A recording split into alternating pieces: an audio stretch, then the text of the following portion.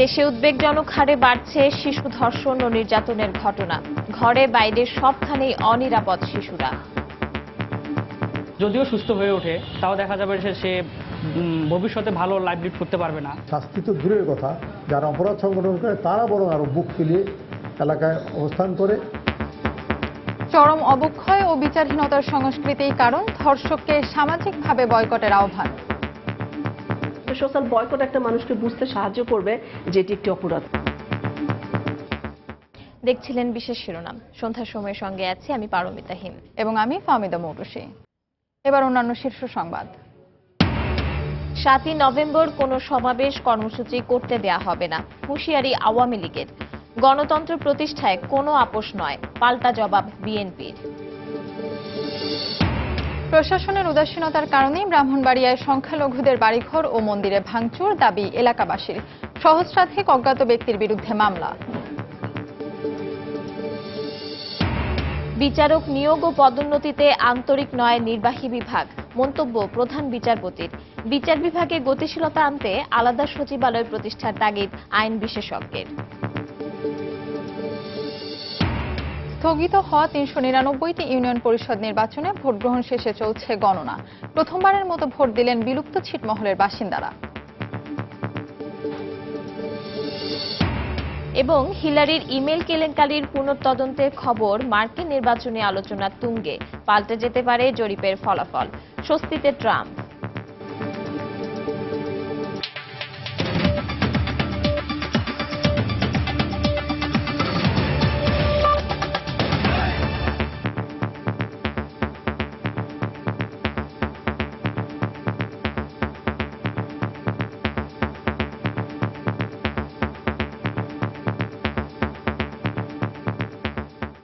দেশে উদ্বেগজনক হারে বাড়ছে শিশু ধর্ষণ, গণধর্ষণ কিংবা ধর্ষণের পরে হত্যা। ঘরে বাইরে, পরিবার কিংবা সমাজে সবখানেই যেন অনিরাপদ শিশুরা। দিন দিন এ চিত্র ভয়াবহ আকার ধারণ করছে। বিশেষজ্ঞরা বলছেন সমাজের চরম অবক্ষয়ের কারণে ঘটছে এসব ঘটনা। আর বিচারহীনতার সংস্কৃতির কারণে ধর্ষণের ঘটনা ও মামলা বাড়ছে ব্যাপক হারে। শাহরিয়ার জামান দ্বীপের রিপোর্ট। তার মধ্যে এখনো ভয়ভীতিটা কাজ করতেছে। সে অন্য কাউকে দেখলে কিছুটা ভয় পাচ্ছে, তাই এবং তার শারীরিক যে কন্ডিশন এখনো অনেক খারাপ বলতে পারি। ও যদিও সুস্থ হয়ে ওঠে, তাও দেখা যাবে যে সে ভবিষ্যতে ভালো লাইফ লিড করতে পারবে না। ঘটনার 12 দিন পর এভাবেই নিজের ভাগ্নির কথা জানাচ্ছিলেন সাম্প্রতিক সময়ে ধর্ষণের শিকার হওয়া এক শিশুর এই আত্মীয়। প্রতিদিনই ধর্ষণ বা নির্যাতনের শিকার হচ্ছে শিশুরা। বাংলাদেশ শিশু অধিকার ফোরামের তথ্য মতে সাম্প্রতিক সময়ে বেড়েছে ধর্ষণের হার। 2012 সালে শিশু ধর্ষণের ঘটনা ঘটেছিল 86টি, তবে 2016 সালের সেপ্টেম্বর পর্যন্ত ঘটেছে 325টি। সংশ্লিষ্টরা বলছেন ধর্ষণের ঘটনা মানহানিকর হওয়ায় অনেক শিশুর পরিবার এ বিষয়ে মামলাও করতে অনীহা প্রকাশ করেন। কোনো সন্তানের বাবা মা তার সন্তান যখন নির্যাতিত হয়, ধর্ষিত হয়, তখন তারা এর শাস্তি চায়। কিন্তু আমরা দেখি অনেক ক্ষেত্রেই এই শাস্তি তো দূরের কথা, যারা অপরাধ সংগঠন করে তারা বরং আরো বুক ফুলিয়ে এলাকায় অবস্থান করে, চলাফেরা করে এবং এরপরে আরো অপরাধ, একই ধরনের অপরাধ সংগঠন করে। মনোবিজ্ঞানীরা বলছেন মূল্যবোধ গড়ে তুলতে যে শিক্ষার প্রয়োজন তা পরিবার অথবা শিক্ষা প্রতিষ্ঠান দিতে ব্যর্থ হচ্ছে। এ কারণেই বাড়ছে শিশু ধর্ষণ। ডিসফাংশনাল পরিবারগুলোতে বাচ্চারা আত্মবিশ্বাস থাকে না, তাদের জীবন সম্বন্ধে তারা আশাবাদী হতে পারে না। সহজে অন্যরা তাকে প্রভাবিত করতে পারে। কে অশুভ একটা কাজ করতে চাইলো, সে প্রতিরোধ করতে পারলো না, কিন্তু হয়তো সইতে পারছে না মনে মনে। এই ধরনের বাচ্চারা কিন্তু নিপীড়নের সহজ ঝুঁকিতে পড়ে। আইন বিশেষজ্ঞদের অভিমত, অপরাধীদের দৃষ্টান্তমূলক শাস্তি দিয়ে মামলার রায় দ্রুত কার্যকর করলে ধর্ষণের মতো অপরাধ কমানো সম্ভব। সোশ্যাল বয়কটটা যদি আমরা তৈরি করতে পারি, এটা কিন্তু অফিসিয়াল না, কিন্তু সোশ্যাল বয়কট একটা মানুষকে বুঝতে সাহায্য করবে যে এটি একটি অপরাধ, এবং তাকে যখন আমরা অপরাধী হিসেবে সমাজে চিহ্নিত করব, তখন কিন্তু এই ধরনের অপরাধ থেকে সে নিজেকে দূরে রাখার চেষ্টা করবে। শিশুদের সুরক্ষায় পরিবারের সচেতনতা বাড়ানোর আহ্বানও জানিয়েছেন এই সমাজবিজ্ঞানী। বোঝাতে হবে একটি অসুস্থতা। এবং শাহরিয়ার জামান দ্বীপ, সময় সংবাদ, ঢাকা। বিচারক নিয়োগ এবং পদোন্নতিতে আন্তরিক নয় নির্বাহী বিভাগ, এমনটাই মনে করে প্রধান বিচারপতি এস.কে. সিনহা। বিচার বিভাগ পৃথকীকরণের 9 বছর পূর্তি উপলক্ষে এক বাণীতে প্রধান বিচারপতি একথা বলেন, যে কারণে মামলা জট বাড়ছে, ভোগান্তিতে পড়ছেন বিচার প্রার্থীরা। যদিও সিনিয়র আইনজীবীরা বলছেন বিচার বিভাগ সম্পূর্ণ স্বাধীন, তবে দক্ষ বিচারক নিয়োগ করা গেলে মামলা জট কমবে। একই সঙ্গে বিচার বিভাগে গতিশীলতা আনতে আলাদা সচিবালয় প্রতিষ্ঠার তাগিদ দিয়েছেন সিনিয়র আইনজীবীরা। ন্যায় বিচার প্রতিষ্ঠা এবং প্রভাবমুক্ত রাখতে 2007 সালের 1 নভেম্বর নির্বাহী বিভাগ থেকে পৃথক করা হয় বিচার বিভাগকে। এর 9 বছর এসে সোমবার প্রধান বিচারপতি এক বাণীতে বিচার বিভাগের নানা সীমাবদ্ধতার কথা তুলে ধরেন। বিচার প্রার্থীদের ভোগান্তি লাঘবে বিচারকের সংকটের কথা তুলে ধরে প্রধান বিচারপতি বলেন, 400 পদ শূন্য থাকলেও বিচারক নিয়োগে আন্তরিক নয় সরকার। তিনি দাবি করেন, বিচার বিভাগে দ্বৈত শাসনের ফলে বিঘ্ন হচ্ছে ন্যায় বিচার, ভোগান্তিতে পড়ছেন বিচার প্রার্থীরা। প্রধান বিচারপতির এ বক্তব্যের সাথে ভিন্নমত পোষণ করেছেন সিনিয়র আইনজীবীরা। তাদের মত, বিচার বিভাগ সম্পূর্ণ স্বাধীনভাবে কাজ করছে। যেহেতু এখনো কোনো আলাদা একটা সচিবালয় হয় নাই সুপ্রিম কোর্টের অধীন, সেটা যদি করা যেত তাহলে আমার মনে হয় যে সমস্ত কাজ আইন মন্ত্রণালয়ের মাধ্যমে করতে হয় সেগুলো সুপ্রিম কোর্ট নিজেই করতে পারত।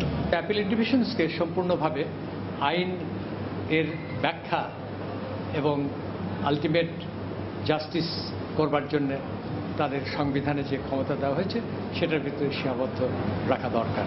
আর প্রধান বিচারপতির এমন বক্তব্যের বিষয়ে অ্যাটর্নি জেনারেলের মত, সরকার বিচার বিভাগের সমস্যা সমাধানে চেষ্টা করছে। হয়তো বাসস্থান বা কার্যস্থলের কিছু সমস্যা এখনো আছে, এগুলো সরকার অতি তাড়াতাড়ি নিরসনের চেষ্টা করছেন।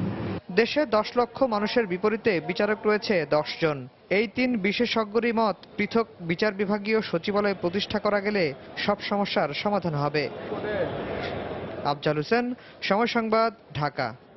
ব্রাহ্মণবাড়িয়ার নাসিরনগরের শতাধিক সংখ্যালঘু পরিবারের বাড়িঘর এবং কয়েকটি মন্দির ভাঙচুরের জন্য স্থানীয় প্রশাসনের উদাসীনতাকে দায়ী করেছে এলাকাবাসী। তাদের মতে, রোববার সকালে দুটি সংগঠন আলাদা প্রতিবাদ সমাবেশের ডাক দিয়ে শনিবার সন্ধ্যা থেকে রাত পর্যন্ত মাইকিং করলেও কোনো ব্যবস্থা নেয়নি প্রশাসন। এদিকে প্রতিবাদ সমাবেশ আহ্বানকারী সংগঠন দুটির দাবি, প্রশাসনের লিখিত অনুমতি নিয়ে সমাবেশ করেছেন তারা। ফেসবুকের মাধ্যমে পবিত্র কাবা শরীফের অবমাননা করেছে নাসিরনগর গ্রামের সংখ্যালঘু সম্প্রদায়ের রসরাজ দাস। এমন অভিযোগ ওঠার পর তাকে পুলিশে সোপর্দ করে গ্রামবাসী। তবে এই ঘটনার প্রতিবাদে রোববার সকালে উপজেলা সদরে আহলে সুন্নাত ওয়াল জামাত এবং হেফাজতে ইসলামের পক্ষ থেকে আলাদা দুটি প্রতিবাদ সমাবেশের ডাক দেওয়া হয়। শনিবার সন্ধ্যা থেকে রাত পর্যন্ত করা হয় মাইকিং। রোববার পৃথক সমাবেশ চলাকালে সংখ্যালঘুদের বসতবাড়ি ও মন্দিরে হামলা ও ভাঙচুর করা হয়।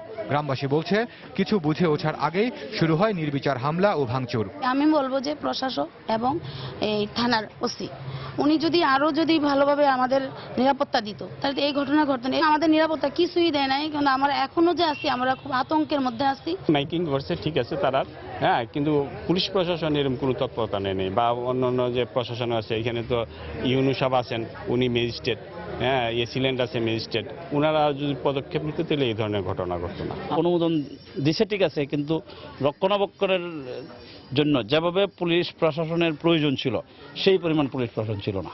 ক্যামেরার সামনে না আসার শর্তে এলাকার লোকজন জানান, স্থানীয় প্রশাসন প্রতিবাদ সমাবেশের অনুমতি দিলেও সংখ্যালঘুদের নিরাপত্তার জন্য কোনো ব্যবস্থা নেয়নি। তবে ঘটনাস্থলে পুলিশ পৌঁছার আগেই জেলা প্রশাসনের অনুরোধে বিজিবি গিয়ে পরিস্থিতি নিয়ন্ত্রণে আনে। প্রশাসনের সহযোগিতায় ওনারা আমাদের অনুরোধ করেছিলেন বিজিবি মোতায়েনের জন্য, আমরা প্রয়োজনীয় সংখ্যক মোতায়েন করেছি এবং তারা অবস্থান করবে এখানে।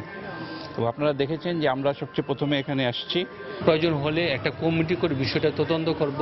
তদন্তে কারো কোনো নেগলিজেন্সি থাকলে, কোনো রকমের যদি কোনো থাকে, কারো দায়িত্ব পালনে অপারগতা অথবা অনীহা থাকে, আমরা অবশ্যই যথাযথ ব্যবস্থা নেব। এদিকে আহলে সুন্নাত ওয়াল জামাত এবং হেফাজতে ইসলামকে সমাবেশের অনুমতি দেওয়ার কথা স্বীকার করে জেলা প্রশাসক বলছেন, এ ব্যাপারে কারো গাফিলতি থাকলে তদন্ত সাপেক্ষে ব্যবস্থা নেওয়া হবে। অনেক সময় বিরাট জনসমাগম হলে কোনো জায়গায় এর সুযোগ নিয়ে থাকে, আমরা এজন্যই তদন্ত করব। মামলাও যেমন চলবে, পাশাপাশি তদন্ত করে কারো যদি গাফিলতি থাকে সে বিষয়ে আমরা ব্যবস্থা করব। এই ঘটনায় অজ্ঞাত 1200 লোককে আসামি করে আলাদা দুটি মামলা করা হয়েছে। এখন পর্যন্ত 10 জনকে গ্রেফতার করেছে পুলিশ। সময় সংবাদ, ব্রাহ্মণবাড়িয়া। সন্ধ্যার সময় আরো থাকছে। প্রকাশক দীপন হত্যা মামলায় গ্রেপ্তার 2 জন স্বীকারোক্তিমূলক জবানবন্দি দিলেও দেয়া হয়নি চার্জশিট। হতাশ পরিবার, দ্রুত বিচার দাবিতে মানববন্ধন।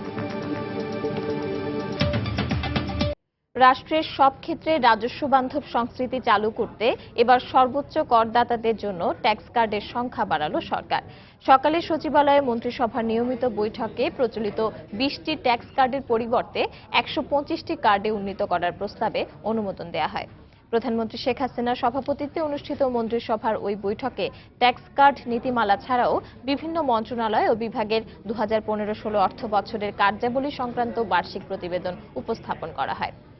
সিদ্ধান্ত অনুযায়ী জাতীয় ট্যাক্স কার্ড নীতিমালা 2010-এর সংশোধনীতে ট্যাক্স কার্ডের বিদ্যমান সংখ্যা 20-এর পরিবর্তে 125টি করা হয়েছে।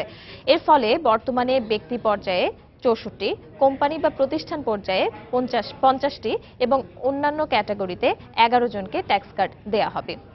উচ্চতর একটি কমিটি সর্বোচ্চ করদাতাদের এই কার্ড অনুমোদন করবে বলে জানিয়েছেন মন্ত্রিপরিষদ সচিব। 2010 সালে যে নীতিমালা করা হয়েছে তাতে বর্তমানে 2 ক্যাটাগরিতে অর্থাৎ 10 জন ব্যক্তি এবং 10টি কোম্পানিকে এই ট্যাক্স কার্ড প্রদান করা যায়। তো নতুন যে সংশোধনী তাতে এই সংখ্যা বাড়িয়ে 125 করার প্রস্তাব করা হয়েছে এবং মন্ত্রিসভা সেটা অনুমোদন দিয়েছে। মানে ব্যক্তি পর্যায়ে 64, কোম্পানি পর্যায়ে 50, অন্যান্য পর্যায়ে 11। এই 3টে ক্যাটাগরি মিলে 125। যারা এই ক্যাটাগরিতে সর্বোচ্চ করদাতা হবে তাদেরকে এই কমিটি কর্তৃক বাছাই করে নির্ধারণ করা হবে। আওয়ামী লীগের নেতারা হুঁশিয়ারি দিয়ে বলেছেন বিএনপিকে 7 নভেম্বরের সমাবেশ করতে দেওয়া হবে না, যে কোনো মূল্যে তা প্রতিহত করা হবে। সন্ধ্যায় রাজধানীর মোহাম্মদপুরে জেল হত্যা দিবসের কর্মসূচি বাস্তবায়নের প্রস্তুতি সভায় তারা এই কথা বলেন। 7 নভেম্বর সিপাহী বিপ্লবের নামে বঙ্গবন্ধুর হত্যাকাণ্ডকে বৈধতা দিতে চায় বিএনপি বলেও মন্তব্য করেন তারা। সিপাহী বিপ্লব দিবসের নামে এই বাংলাদেশে 1975 সালের হত্যাকাণ্ডকে জায়েজ করার জন্য আজকে মাঠে নামতে চায় সেই 71-এর ঘাতক গোষ্ঠী। এই তথাকথিত বিপ্লবের নাম করে যদি কেউ কোনো কর্মসূচি পালন করতে চায় তাহলে বাংলাদেশের মুক্তিযুদ্ধের পক্ষের সকল সৈনিক এটাকে কঠোরভাবেই প্রতিহত করবে। পার্টির নেতৃবৃন্দকে অনুরোধ করব, কিছু কিছু অপকর্ম করেন, প্লিজ সংশোধন হোক। সংশোধন না হলে আমরা কাউকে ছাড় দেব না। এই উন্নয়ন, এই অর্জনকে 2-4 জনের খারাপ আচরণের জন্য ম্লান হতে আমরা দেব। এদিকে বিএনপি মহাসচিব মির্জা ফখরুল ইসলাম আলমগীর বলেছেন, গণতন্ত্র প্রতিষ্ঠার প্রশ্নে কোনো ধরনের আপোষ করবে না তার দল। বিকেলে ঢাকা রিপোর্টার্স ইউনিটিতে গণসংস্কৃতি দল আয়োজিত এক অনুষ্ঠানে তিনি কথা বলেন। প্রয়োজনে শেষ রক্তবিন্দু দিয়ে হলেও দাবি আদায় করা হবে বলেও মন্তব্য করেন মির্জা ফখরুল। আমরা লড়াই করেছি, আমরা স্বাধীনতা যুদ্ধ করেছি, স্বাধীন করে নিয়ে এসেছি। আমরা গণতন্ত্রের জন্য আমরা সংগ্রাম করেছি, আমরা অর্জন করেছি। সেই গণতন্ত্র হারিয়ে গেছে, নিয়ে গেছে, লুট করে নিয়ে গেছে। সেই গণতন্ত্রকে আমরা ফিরিয়ে নিয়ে আসবো। প্রয়োজন হলে আমাদের জীবনের শেষ রক্তবিন্দু দিয়ে হলে আমরা সেটাকে ফিরিয়ে নিয়ে আসবো। আমরাও কখনোই কোনো অবস্থাতেই কোনো রকমের কম্প্রোমাইজ করব না আমাদের এই অধিকার আদায়ের প্রশ্নে। দেখছেন সন্ধ্যার সময়, সঙ্গেই থাকুন।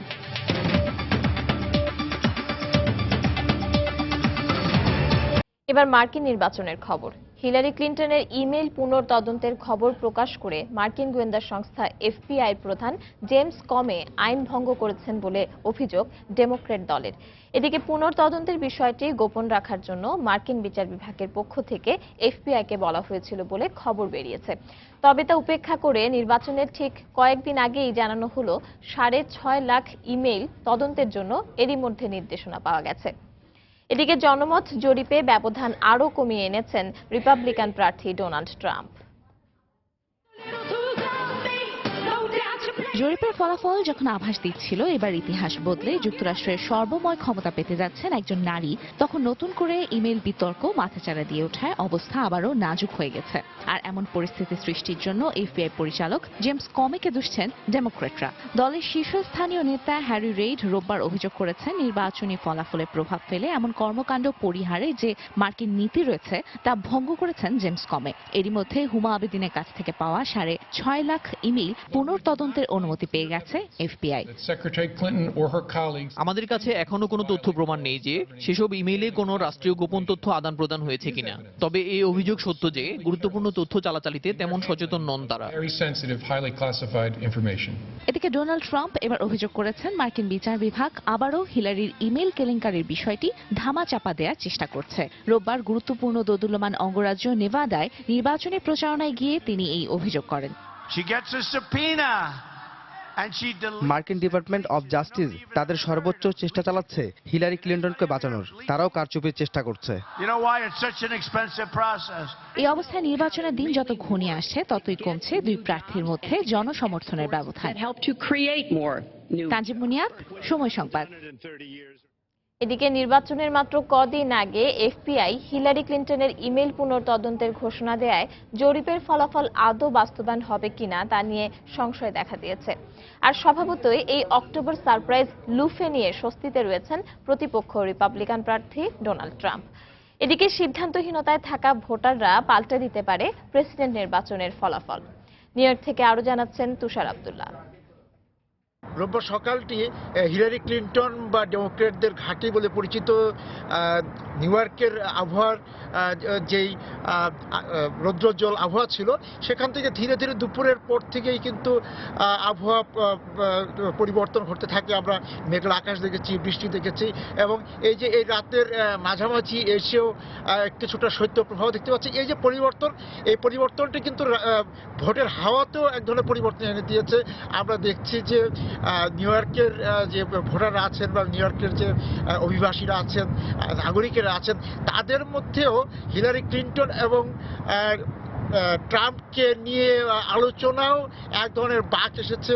এতদিন ধরে ডোনাল্ড ট্রাম্পের নেতিবাচক বা অসমান উক্তি, নেতিবাচক আচরণ নিয়ে যে কথাগুলো ছিল, মুখরোচক কথাগুলো ছিল, এবং ট্রাম্পকে নিয়ে এই কথাগুলো থেকে কিছুটা এখন হিলারি ক্লিন্টনের বিষয়টি আলোচিত হচ্ছে।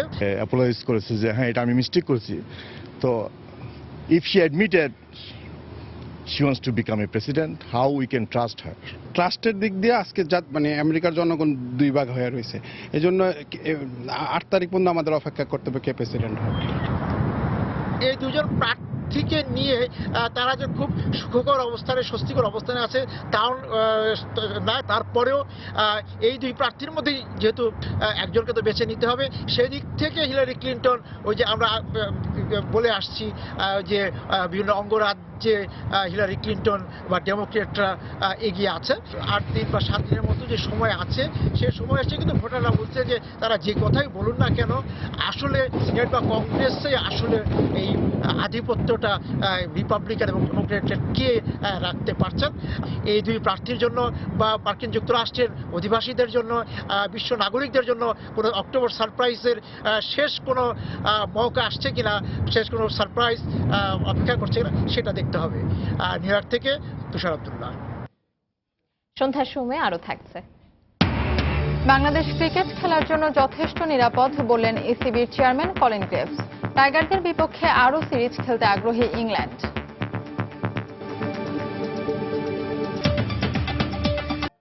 দেশের বেশ কয়েকটি জেলায় স্থগিত হওয়া ইউনিয়ন পরিষদ নির্বাচনে ভোটগ্রহণ শেষে চলছে গণনা।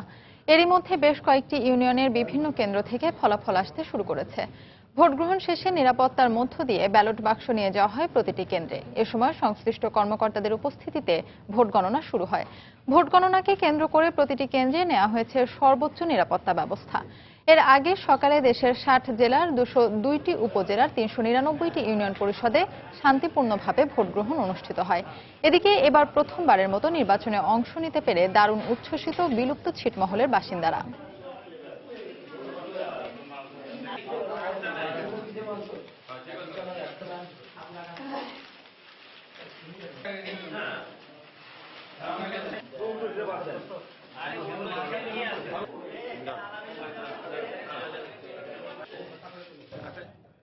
এদিকে দু একটি বিচ্ছিন্ন ঘটনা বাদ দিলে দেশের 399টি ইউনিয়ন পরিষদ নির্বাচন সুষ্ঠুভাবে সম্পন্ন হয়েছে বলে জানিয়েছেন প্রধান নির্বাচন কমিশনার কাজী রকিবউদ্দিন আহমদ। বিকেলে নির্বাচন পরবর্তী সংবাদ সম্মেলনে তিনি কথা বলেন। বিলুপ্ত ছিটমহলে এবারের এই নির্বাচনের ঐতিহাসিক দিক বলে মন্তব্য করেন সিইসি। আজকের নির্বাচনের একটি ঐতিহাসিক দিক হল বিলুপ্ত ছিটমহলবাসীদের ভোটাধিকার প্রয়োগ। 68 বছর পরে সম্পূর্ণ শান্তিপূর্ণ পরিবেশে 22টি ছিটমহলবাসী তাদের ভোটাধিকার আজ প্রয়োগ করতে সমর্থ হয়েছেন।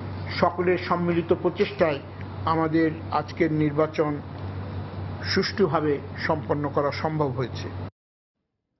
দেখছেন সন্ধ্যার সময়, সঙ্গেই থাকুন।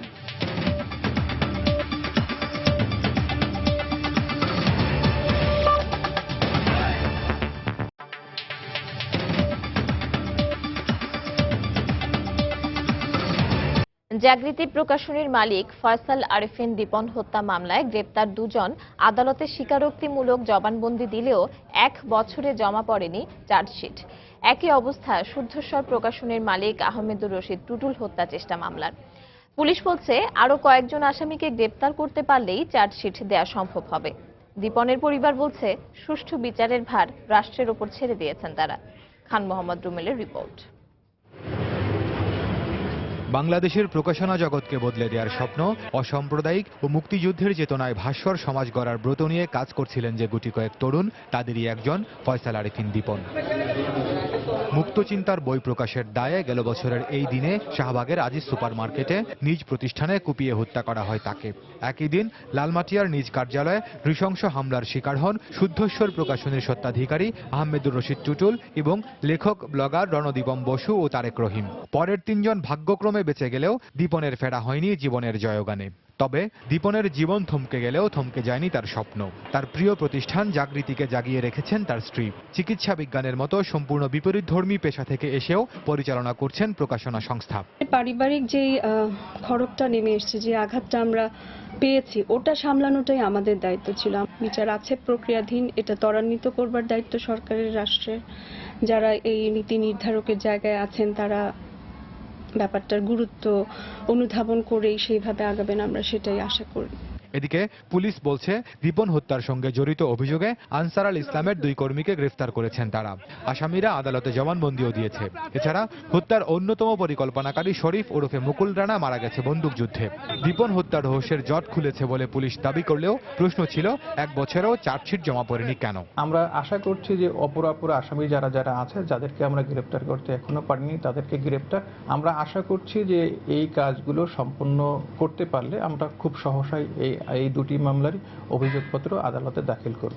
আহমেদুর রশিদ টুটুল হত্যা চেষ্টা মামলায় গ্রেফতার 4 জনের মধ্যে 2 জন আদালতে স্বীকারোক্তিমূলক জবানবন্দি দিয়েছে। তবে এই মামলারও অভিযোগপত্র জমা পড়েনি এখন। খান মোহাম্মদ রুমেল, সময় সংবাদ, ঢাকা। এদিকে প্রকাশক দীপন হত্যার দ্রুত বিচারের দাবিতে মানববন্ধন করেছে আজিজ কোঅপারেটিভ সুপার মার্কেটের দোকান মালিক সমিতি। দুপুরে রাজধানীর শাহবাগে আজিজ মার্কেটের সামনে মানববন্ধনে অংশ নেন ব্যবসায়ীরা। আধ ঘন্টার এই মানববন্ধনে বক্তারা দীপন হত্যার দ্রুত বিচারের দাবি জানান। তারা বলেন, অসাম্প্রদায়িক বাংলাদেশ গড়তে হলে দীপন সহ অন্য সব হত্যাকাণ্ডের বিচার দ্রুত করতে হবে। এছাড়াও একই দিনে শুদ্ধস্বরের কার্যালয়ে ঢুকে প্রকাশক আহমেদুর রশিদ চৌধুরী সহ 3 জনকে হত্যা চেষ্টারও বিচারে সরকারের প্রতি আহ্বান জানান বক্তারা। 2015 সালের 31শে অক্টোবর বিকেলে আজিজ সুপার মার্কেটের 3য় তলায় জাগৃতি প্রকাশনীর কার্যালয়ে ঢুকে কুপিয়ে হত্যা করা হয় ফয়সাল আরেফিন দীপনকে। চুক্তির শর্ত ভেঙে অপটিক্যাল ফাইবারের মাধ্যমে গ্রাহকদের গো ব্রডব্যান্ড ইন্টারনেট সেবা দেয় মোবাইল ফোন অপারেটর গ্রামীণফোনকে 30 কোটি টাকা জরিমানা করেছে বিটিআরসি। বিটিআরসি জানায় 2014 সালে সোনালী ব্যাংকের 551টি শাখায় অনলাইন নেটওয়ার্ক পরিচালনার জন্য গো ব্রডব্যান্ড সেবা চালু করে। কিন্তু গ্রামীণফোন এই সেবার নামে সোনালী ব্যাংককে সরাসরি ব্রডব্যান্ড সেবা দিচ্ছে এমন অভিযোগের প্রেক্ষিতে কয়েক দফা কারণ দর্শানো নোটিশ দেওয়ার পর এই জরিমানা করা হয়। এ ব্যাপারে কোনো আনুষ্ঠানিক চিঠি গ্রামীণফোনের হাতে পৌঁছায়নি বলে জানিয়েছে তাদের এক্সটার্নাল কমিউনিকেশন বিভাগ। ঢাকা সহ 8 বিভাগীয় শহরে কাল থেকে শুরু হচ্ছে সপ্তাহব্যাপী আয়কর মেলা। ঢাকায় আগারগাঁওয়ে নতুন রাজস্ব ভবনে উদ্বোধনী অনুষ্ঠানে মেলায় অনলাইনে আয়কর রিটার্ন দাখিল করা যাবে। এবার রিটার্ন দাখিলের সময় আর বাড়ানো হবে না বলে জানান এনবিআর চেয়ারম্যান। মেলা উপলক্ষে আগারগাঁওয়ের রাজস্ব ভবনে আয়োজিত সংবাদ সম্মেলনের আয়োজন করা হয়। এবার মেলায় 125 জন সর্বোচ্চ করদাতাকে সম্মাননা ট্যাক্স কার্ড দেওয়া হবে। মেলায় করদাতাদের জন্য হেল্প ডেস্ক, আইটি কর্নার ও ব্যাংকের বুথ সহ 171টি বুথ থাকবে। এছাড়া করদাতাদের মেলায় আসতে উত্তরা সহ বিভিন্ন স্পট থেকে 8টি শাটল বাস সার্ভিস থাকবে। এবার জেলা শহরগুলোতে 4 দিন ও 29টি উপজেলায় 2 দিন ও 57টি উপজেলায় 1 দিন ব্যাপী আয়কর মেলা অনুষ্ঠিত হবে।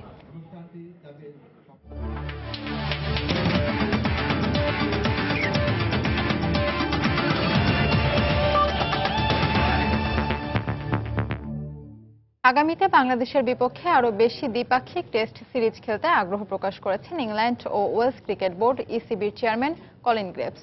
সময় সংবাদে একান্ত সাক্ষাৎকারে বাংলাদেশ দলের টেস্ট ক্রিকেটে দুর্দান্ত পারফরম্যান্সের দারুণ প্রশংসা করেন তিনি। ক্রিকেটে বিশ্বের অন্যতম শীর্ষ এই কর্তা বাংলাদেশের সার্বিক নিরাপত্তার ব্যাপারে সাফ জানান, ক্রিকেট খেলার জন্য বাংলাদেশ যথেষ্ট নিরাপদ। সাইফুর রহমানের তোলা ছবিতে হুমায়ুন কবির রোজের বিশেষ রিপোর্ট। গেল জুলাইয়ে গুলশানের সন্ত্রাসী হামলার কারণে প্রশ্নের মুখে পড়ে ইংল্যান্ড ক্রিকেট দলের বাংলাদেশ সফর। তবে দেশটির নিরাপত্তা প্রতিনিধি দল বাংলাদেশ সরকারের সার্বিক নিরাপত্তা ব্যবস্থার উপর নির্ভর হয়ে ইতিবাচক সিদ্ধান্ত নেয়। পুরো 1 মাস ইংলিশ ক্রিকেট দল ও দেশটির সাংবাদিকদের বাংলাদেশ সরকার দিয়েছে নজিরবিহীন নিরাপত্তা। যে নিরাপত্তা নিয়ে এত প্রশ্ন উঠেছিল, সেই নিরাপত্তা ব্যবস্থা কেমন ইংল্যান্ড ক্রিকেট বোর্ডের প্রধানের দৃষ্টিতে? বাংলাদেশের নিরাপত্তা ব্যবস্থা সত্যি অসাধারণ। এক কথায় বাংলাদেশ ক্রিকেট খেলার জন্য নিরাপদ দেশ। শুধু তাই না, সার্বিক ব্যবস্থাপনা ছিল দারুণ। এই জন্য বাংলাদেশ সরকার ও বিসিবিকে ধন্যবাদ। আর এখানকার মানুষের ক্রিকেটের প্রতি ভালোবাসা আমাকে মুগ্ধ করেছে। ক্রিকেট বিশ্বের নীতি নির্ধারকদের অন্যতম কলিন গ্রেভস বাংলাদেশ ক্রিকেট দলের পারফরমেন্সে দারুণ মুগ্ধ। বাংলাদেশ সব ফরম্যাটেই দারুণভাবে উন্নতি করছে, যা অন্য দেশগুলোর অনুপ্রেরণা হতে পারে। নিজেদের কন্ডিশনে টাইগাররা অপ্রতিরোধ্য, সেটা আবারও প্রমাণ করলো। তবে এই উন্নয়নের যাত্রা তাদের ধরে রাখতে হবে।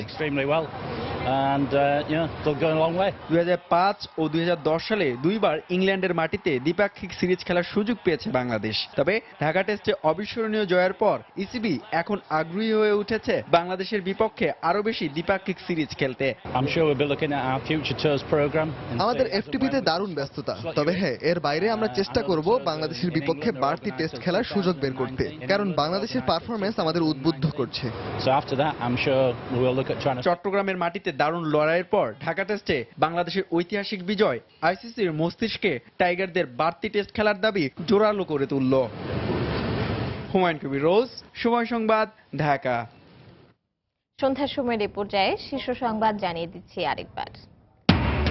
প্রশাসনের উদাসীনতার কারণেই ব্রাহ্মণবাড়িয়ার সংখ্যালঘুদের বাড়িঘর ও মন্দিরে ভাঙচুর, দাবি এলাকাবাসীর। সহস্রাধিক অজ্ঞাত ব্যক্তির বিরুদ্ধে মামলা। 7 নভেম্বর কোনো সমাবেশ কর্মসূচি করতে দেয়া হবে না, হুঁশিয়ারি আওয়ামী লীগের। গণতন্ত্র প্রতিষ্ঠায় কোনো আপোষ নয়, পাল্টা জবাব বিএনপির। বিচারক নিয়োগ ও পদোন্নতিতে আন্তরিক নয় নির্বাহী বিভাগ, মন্তব্য প্রধান বিচারপতির। বিচার বিভাগে গতিশীলতা আনতে আলাদা সচিবালয় প্রতিষ্ঠার তাগিদ আইন বিশেষজ্ঞদের। দেশে উদ্বেগজনক হারে বাড়ছে শিশু ধর্ষণ ও নির্যাতনের ঘটনা। ঘরে বাইরে সবখানেই অনিরাপদ শিশু। নৈতিক অবক্ষয় ও বিচারহীনতার সংস্কৃতির কারণ বলছেন বিশেষজ্ঞরা। এবং স্থগিত হওয়া 399টি ইউনিয়ন পরিষদ নির্বাচনে ভোট গ্রহণ শেষে চলছে গণনা। প্রথমবারের মতো ভোট দিলেন বিলুপ্ত ছিটমহলের বাসিন্দারা। দর্শক, এই ছিল সন্ধ্যার সময়। যে কোনো খবর পেতে ভিজিট করুন সময় নিউজ.টিভি আর সঙ্গে থাকুন সময়।